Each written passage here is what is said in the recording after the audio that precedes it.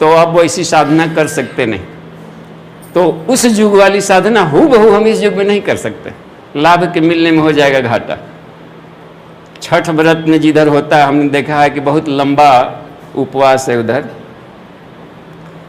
तो उसमें भी पानी बंद कर देती हैं व्रती लोग, संझवत में भी दिन भर और दूसरे दिन फिर 24 घंटा 36 घंटा का उपवास। और जिनको पानी की अभाव हो गया, डिहाइड्रेशन हो गया, अब छटपटाने लगी घाट पर, अब सहारा लेके ले जाया जा रहा है कि अब रख देने के लिए। बेचारी ये वो महिला को कष्ट देकर पूरे परिवार वाला खुश है कि हमारे घर में छठ हो रहा, देख रहे हैं ना उन पर शरीर पर। तब अब सहारा देके जा रही हैं, तब पूछा जाता है कि अब पानी बिना नहीं रह रहा, अब क्या कह रहे हैं? तब पंडित जी से पूछिए, वह ना डॉक्टर थे, बताए थे मत पूछिए। तो पंडित से फोन लाया जाता है, पंडित जी अब क्या करें, अब तो रहा ही नहीं जा रहा है। तो कहे कि उपाय है, छीपा में मैंने थाली में पानी रख के अब बैल बन के पीजिए। हे भगवान, पहले ही हम आदमी थे, व्रतों किए बैलों बनना पड़ा, कितना आफत है। तो ये से बढ़िया था कि हम अपना जल लेकर करें। पहले हम भी छठ व्रत किए 12 गो उसी ढंग का, लेकिन गुरुदेव का किताब मिल गया हाथ में। उसके बाद मिशन से जब जुड़े तो गुरुदेव किताब मिल गया, उसमें लिखा है कि तो भारी भूल है व्रतों में पानी छोड़ना। पहले वाला सब फेंक दिया के दिन में, और फिर पानी पी पी के करने लगे। बाकी 22 गो छठ किए पानी पी पी के। देखे कि सूर्य भगवान पहले धीरे धीरे आते थे, अब दौड़ दौड़ के आने लगे। कमाल की बात है।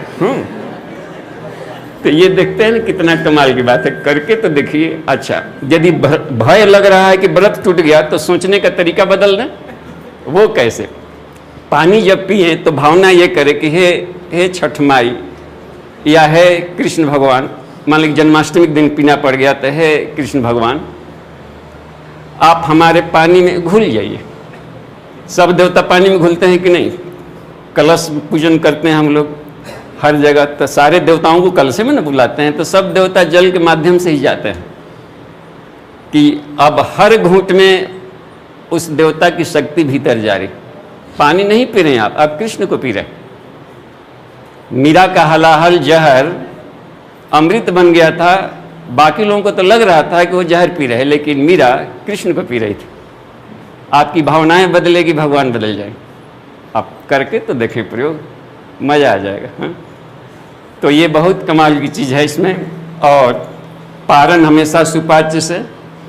छठ व्रत में लंबा था भोजन, संझवत में खूब काली थी, तो उसके 2 दिन भोजन नहीं मिला, और खाओ 2 दिन नहीं खाना है। देखते आप दूसरा का दिन पानी भी बंद कर दिए, तो गुरु जी ने क्या लिखा है कि जो हाथों में पड़ा हुआ था जो हमारा भोजन, अब पानी बिना सूख कर गांठ बन करके और जहाँ तहाँ चिपक जाएगा। कब्ज भी हुआ, गांठ भी हुआ, और उसके बाद आप बाद में ले रहे हैं भोजन किसी तरीके से, पानी अब जा रहा है, तो ये छोड़ने के बदले में होगा क्या कि इसको छील छाल करके या फिर जाकर यहाँ पर जो हमारा रेक्टम वाला कम स्पेस आई बड़ा है, तो ये बल लगाएंगे तो फाट करके और बवासीर कर देगा। आंतों को तो छीलेगा ही, बवासीर भी करेगा।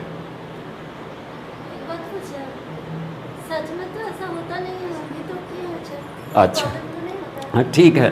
पारण करते समय जिसे मान लीजिए कि मुलायम गया, सॉफ्ट गया, वैसा चीज़ आप लिए होंगे जिससे मान लीजिए कि ये हानि नहीं किया, लेकिन हानि उसी हालत में करता है जबकि संजोग से नहीं।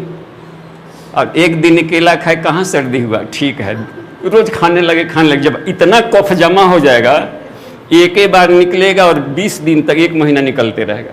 तो इसलिए खुश नहीं हो जाना चाहिए कि हमको उस दिन कोई घाटा नहीं हुआ, कहीं न कहीं सूक्ष्म शरीर में घाटा कर रहा है।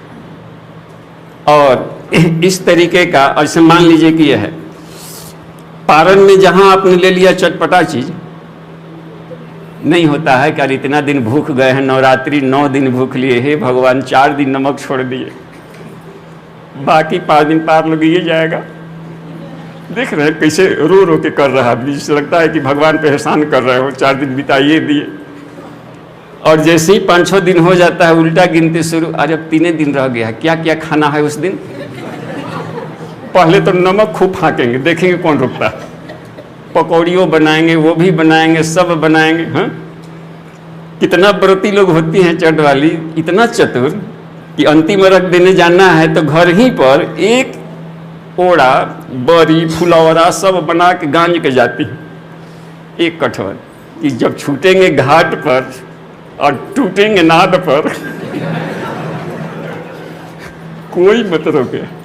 होगा क्या कि मिर्च मसाला खाए होंगे, आंखें कमजोर हो जाती है बच्चों की तरह, और उसको छील छाल देगा और आँव डिसेंट्री हमेशा के लिए हो जाएगा। यदि धीरे धीरे पेशेंस कर लेते, उसमें गन्ना चढ़ाते हैं, फल चढ़ाते हैं, लंबा उपवास है इसलिए कि फल से रस से पहले उसको पारण करें ताकि सॉफ्ट हो जाए, फिर अगले दिन शाकाहार ले ले।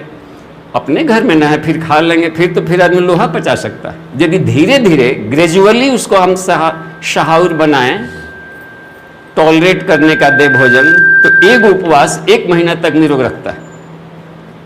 कब से रोग हुआ बहन जी? जब से व्रत करें। जरूर अवैज्ञानिक किया गया होगा, नहीं तो सवाल ही नहीं है कि रोग दुख हो जाए। रोग भगाने के लिए सब तरीका था। ठीक है, तो ये छूट गया था कल के उपवास के क्रम में, तो इसलिए इसमें जोड़ दिया क्योंकि ये अनिवार्य नियम था, ये जानना जरूरी था। और अब आगे हम लोग इथरिक बॉडी प्राण की चर्चा करेंगे, तो विषय बिल्कुल ही चूँकि चेंज करेगा, तो कुछ प्रश्नोत्तरी है, तो इसमें हम लोग जिज्ञासाओं का लाभ ले लें। 15 मिनट है, नहीं तो कहिएगा कि अगला शुरू करें तो सीधे इथरिक बॉडी का शुरू करें। तो आगे कंटिन्यू रखा जाए कि हाँ पूछ। ये माइक था ना कहीं कॉर्डेलेस वाला? उपवास में बहुत कड़ी भूख लगे तो फिर क्या करना चाहिए? अगर अच्छा, इसमें लिखे थे ना दूसरा नियम, कमजोरी होने पर रसीले पदार्थ लें, शरबत वगैरह ये सब ले लें। जहाँ आपको भूख लग गई कड़ी ले तो हल्का सा ले लीजिए। मान लें कि शरबत दही वगैरह का नहीं तो ले लिया, या नहीं है तो फल में से एगो ले लें, एगो केला। अब उसका नाजायज लाभ मत उठाए कि एगो केला खाए था भाई, 1 दर्जन खाए तो लो, ये कोई तुक हुआ?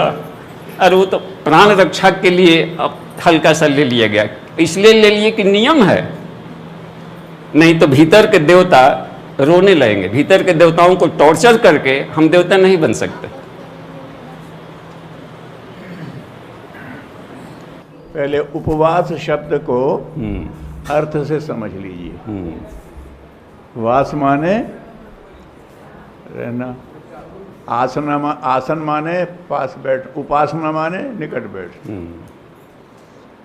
जैसे उपासना समझते हैं वैसे उपवास समझिए, फिर उपवास क्लियर हो जाए।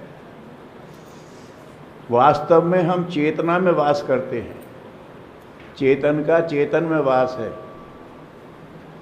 लेकिन हम पदार्थ में वास करते हैं। आज तो ये तो मिला नहीं। सांसारिकता में हमारा आधार चेतन है और हम ये मान लेते हैं कि हमारा आधार पदार्थ है। तो उपवास में ये किया जाता है कि हमारा अभ्यास किया जाता है कि हमारा आधार चेतन नहीं है, पंचभूत प्रकृति ही है, और उसका अभ्यास करते हैं हम, है ना। जैसे सचिव और उपसचिव, सचिव तो नहीं है लेकिन उपसचिव है तो उसके निकट कहीं हैं। तो हम अभी चेतना में वास पूरा नहीं कर पा रहे। वृक्ष करता है, क्यों?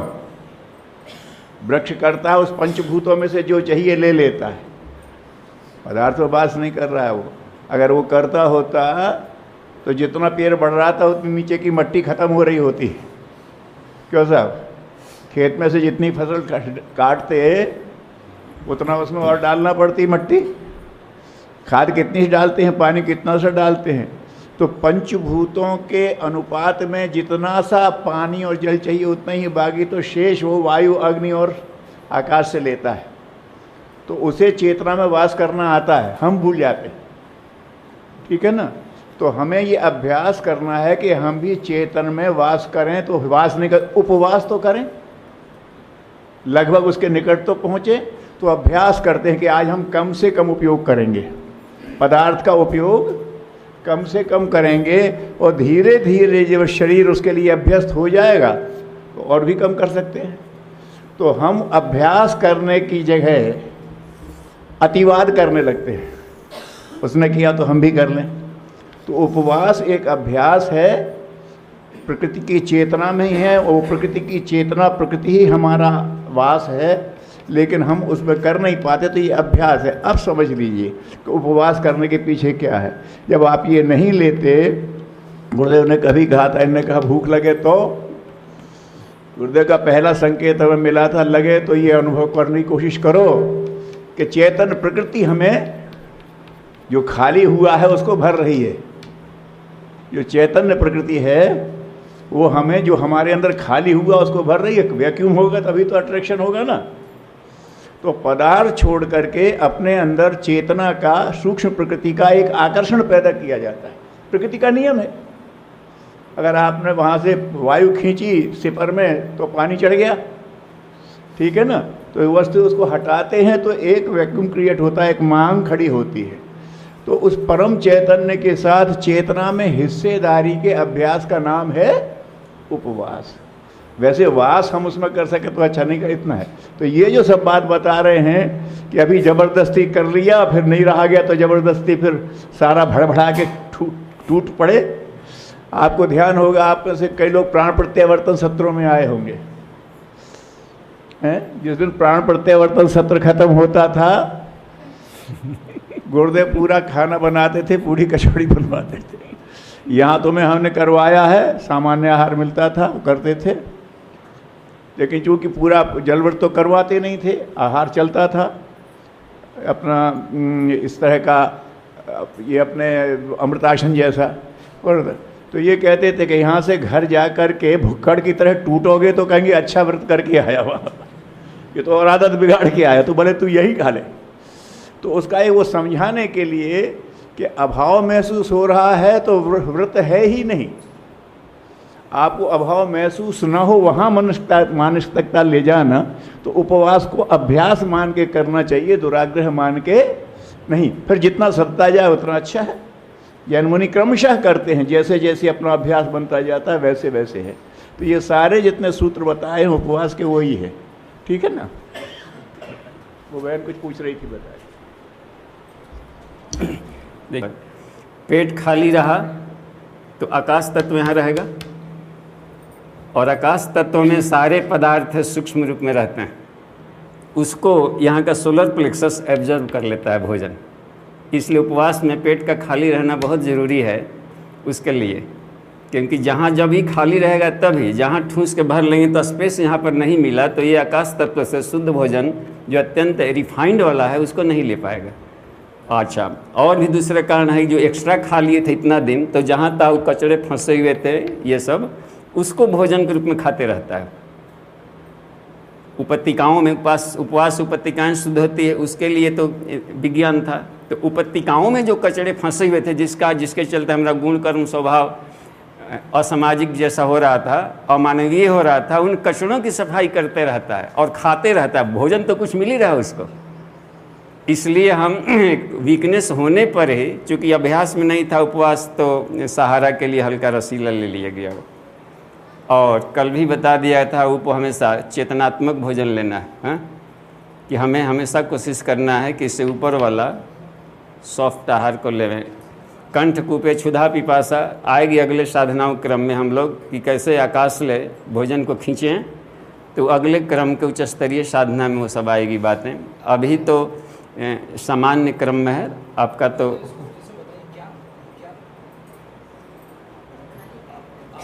इसका हम लोग देखेंगे, हमारे मोबाइल में सब एनाटॉमी है। सोलर प्लेक्सस कहाँ होता है, कभी स्क्रीन की व्यवस्था हो जाए तो पूरा देख लेंगे। मेडिकल के किताब से लिए हमने, फॉरेन स्टाइल का सब है, और बहुत कीमती किताब से खींचे हैं, फोटोग्राफी सब। तो उसमें आपको सुविधा होगी अपना, जब करने लगेंगे महामुद्रा वगैरह, तो वो समझने में सुविधा होगी कहाँ ध्यान लगाना है और कैसे खींच रहा है शक्ति को।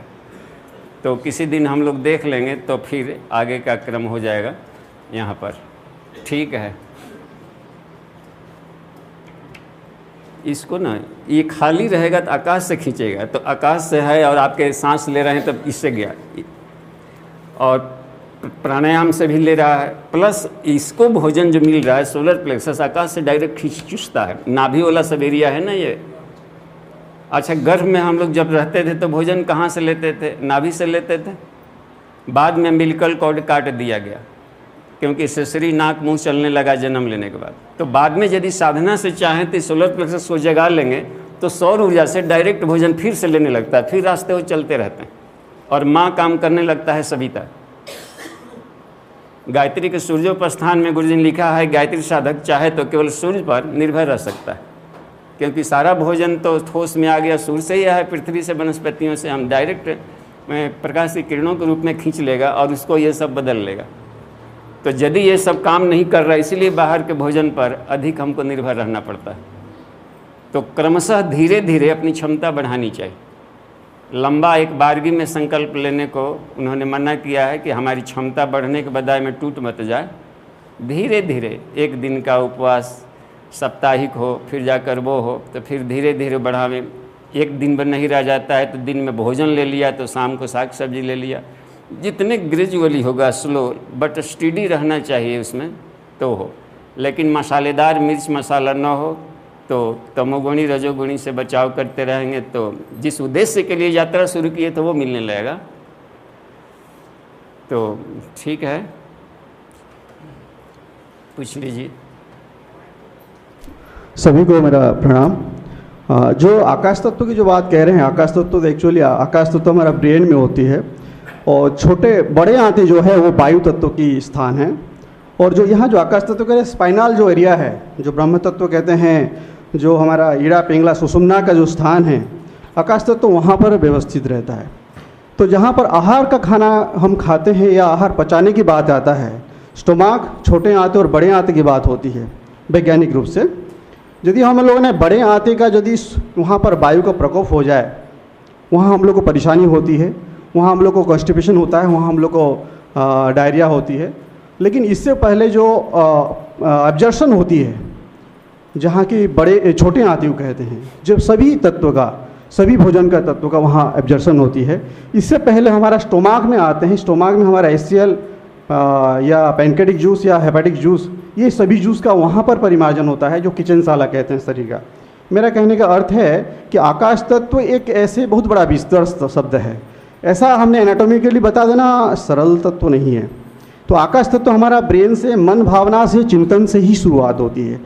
इसलिए मेरा एक शब्द को समझाना जरूरी था कि आकाश तत्व जो हम ऐसे एनाटॉमी दिखा देंगे, ये संभव नहीं है। तो आकाश तत्व में ईश्वर हमेशा जुड़ा रहेगा, इसके साथ स्वाध्याय मनन चिंतन करते रहेंगे। और जब आई हुई थी कि वायु प्रकोप की बात आती है, तो उसमें दूसरा वाला था ना कि दूसरा वाला कि हम उसमें भोजन ले लें, जहाँ भी कोई प्रॉब्लम हो रहा हो तो हम औषधि ले लें, शरबत ले लें या वो ले लें, ताकि हमारा वो सिस्टम मत गड़बड़ाए, सही बना रहे।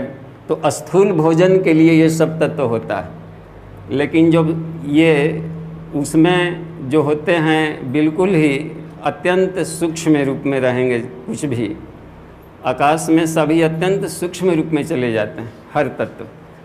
तो उन औषधीय गुणों को, जैसे मान लीजिए कि पृथ्वी तत्व है तो इधर भोजन के रूप में ले रहते हैं, तो उधर सहिष्णुता के रूप में पृथ्वी तत्व का कारण गुण आकाश में चला जाता है। उसका जो दैवी वाला गुण है और आध्यात्मिक गुण है वो आकाशवत में चला जाता है। तो वो तो मन से खिंचा सकता है, सहिष्णुता तो ये नहीं खींचेगा, मन ही खींचेगा। हर उपवास में जो हम स्वाध्याय मनन चिंतन और जप कर रहे हैं, तो आकाश तत्व का क्या खींचेगा? सहिष्णुता खींचेगा। और सहिष्णुता कंडेंस्ड हो जाएगा तो पृथ्वी रूप में बदल जाएगा। संकल्प शक्ति, जैसे साधक का चित्त शुद्ध होते जाता है, उसके संकल्प से प्राण अपना नेचर बदलते हैं और आपकी इच्छा मात्र से वस्तु उत्पन्न हो सकती। तो धीरे धीरे अपने आप को उस स्टेज में हम ले जाएंगे। तो आदमी अनेकों ये मिले थे उनसे, विवेकानंद मिले थे कि कौन बिना भोजन का रह रहा है, तो बाकी तो मिले थे नकली, एक मिले थे पवाहारी। उन्होंने बताया था कि मैं आकाश तत्व से भोजन ले लेता हूँ। तो मन का तो हर जगह खींचने के लिए संकल्प से ही खींचाएगा। जो हमारा पृथ्वी तत्व के फ्री इलेक्ट्रॉन से परमाणु, ये थोड़ा हठीले होते हैं, वे जल्दी नहीं खींचा पाते, उनके लिए तोड़ फोड़ करने की प्रक्रिया रहती है शरीर में। लेकिन इससे आसान होता है पानी वाला, वो जल्दी खींचा जाएगा। अग्नि वाला और जल्दी खींचाएगा, वायु वाला और जल्दी इसमें का प्राण खींच लेगा। इसी तरीके से आकाश वाला केवल संकल्प शक्ति से खींचाता है। तो कंठ कूपे क्षुधा पिपासा बात थी, तो ये चूँकि आकाश तत्व का प्रतिनिधित्व करता था, तो आकाश तत्व से ही संकल्प से खींचेगा वो, लेकिन वो सूक्ष्म गुणों के रूप में रहता है जो कि स्थूल रूप में आने पर इन पदार्थों में बदल जाते हैं। प्रैक्टिकल करके हमने देखा भी है जिसे तो उसमें इसकी भरपाई होती जा रही थी, लेकिन शुरुआत में ही नहीं हो पाएगा ये। हाँ हाँ, सूक्ष्म।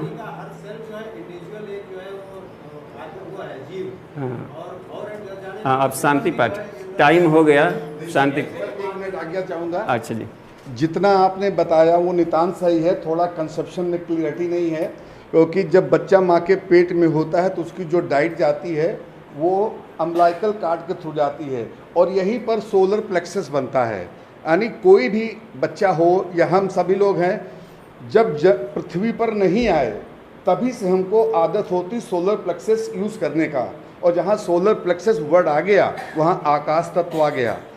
दूसरी चीज़, भाई साहब के सवाल का जवाब जो कहा ऐसा नहीं है, ऐसा ही है, जैसे सर बता रहे हैं बिल्कुल ऐसा ही है।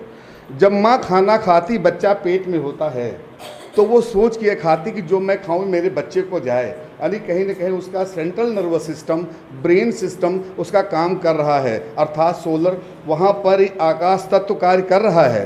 तो हम जब इंट्रा यूट्राइन लाइफ में होते हैं, since then till now we are used to for the आकाश तत्व and solar plexus. That is the whole dictum is narrated by this great saint. Thank you very much. ये cross होना बहुत ज़रूरी है ताकि हम लोगों का रेसा कॉन्सेप्ट क्लियर हो, तो श्रद्धा बढ़ेगी। जाने बिना न होई प्रतीति, बिना प्रतीति होई नहीं प्रीति, और बिना प्रीति नहीं भक्ति दृढ़ाई। संकल्प भी काम फिर नहीं करेगा। जहाँ हम अंतर्द्वंद की स्थिति में रहेंगे कॉन्सेप्ट का, तो तहाँ पर हम पूरा लाभ नहीं ले पाएंगे। और अंतर्द्वंद साधक के दिमाग में कोसों दूर प्रणाम करता है। यहाँ तक कि गुरु जी ने बता दिया कि जिंदा रहने के लिए भोजन की जरूरत ही नहीं है, प्राण की जरूरत है ना जी, ऑक्सीजन की भी जरूरत नहीं है। और प्राण शून्य में भी रहता है, शून्य में जिंदा रह के गुरुदेव ने दिखा दिया था। तो उनकी क्षमता बढ़ी चढ़ी थी, हम वहाँ तक नहीं कर सकते। तो भोजन को धीरे धीरे सॉफ्ट तो बना सकते हैं कि अभी हम दूध मुँहा बच्चा हैं, एक दिन हमारी भी मूँछ उगेंगी, साधना से प्रखर होगा, तति मानस का अवतरण हम भी करने में सफल होंगे। और करके देखा है, एक बार शामक उपवास में हम 34 दिन रसाहार पर रख के देखा कि ढेर सारी जो वर्टिब्रल कॉलम में जहाँ ब्लॉकेज था, नर्व इतना शुद्ध हो गया कि परमानेंट हेरिटेबल चेंज हो गया, जो कि 20 वर्षों से ठीक नहीं हो पा रहा था। तो वो भोजन आकाश तत्व से खींच करके मेरुदंड के मार्ग में जहाँ भी ब्लॉकेज था, आखिर हम युवा क्यों होते जा रहे हैं? आपके सामने हैं, जैसे जैसे एज बढ़ता जाएगा वैसे वैसे हम जवान होते जाएंगे, आप देखिएगा, क्योंकि वो सिस्टम रिवर्स गियर में हमारा चल रहा है। आप प्रैक्टिकल भी कर सकते हैं पिछले दिनों से, जबकि हड्डियाँ सब नट बोल्ट अभी भी है, और कंसंट्रेशन भी बढ़ते जा रहा है। इसका मतलब है कि जो विज्ञान गुरुदेव ने लिखा है उस पर अटूट श्रद्धा से आदमी चले तो बढ़िया होगा। फिर भी उसको वैज्ञानिक ढंग से जानना बहुत ज़रूरी है, हर तत्व का। डॉक्टर साहब को भी धन्यवाद और भाई साहब को भी धन्यवाद। और इसी तरह की आप खूब पूछिए। हाँ, दोनों डॉक्टर साहब हैं, तो दोनों डॉक्टर साहब के मैत्री को धन्यवाद। इसको ऋषि मुनियों का हम लोग इसको कथोपकथन जाने, ऋषि मुनियों का कथोपकथन इसको हम लोग जाने। और हर शब्द पूज्य है, हर क्रॉस पूज्य है। प्रतिप्रश्न न होगा तो अध्यात्म में खिल नहीं पाएगा। तो अधिक से अधिक हो और अधिक से अधिक कंसेप्ट क्लियर हो। तर्कों में मध्यात्म तर्क हूँ, कहा कृष्ण ने। तो इस चूँकि सत्य जानने के लिए हो रहा है बात, तो ये सब पूज्य हैं और हम लोग इससे और अधिक लाभ मिलेगा। और इसकी जितने ही इसमें बात आएगी तो कंसेप्ट और सत्य के करीब जाएंगे, तो क्लियर होकर ही दम रहेगा। इतने दिनों तक तो है ना, हम लोग को 9 दिन के बीच में 18 कक्षाएं मिल रही है। तो जैसे सूच कक्षा में हम लोग जाएंगे वैसे वैसे मिलते जाएगा। अभी तो स्थूल में ही हम लोग इधर कर रहे थे, इसलिए दिक्कत पड़ रहा था, स्थूल सूक्ष्म के प्रत्यावर्तन में। तो आएगी बातें।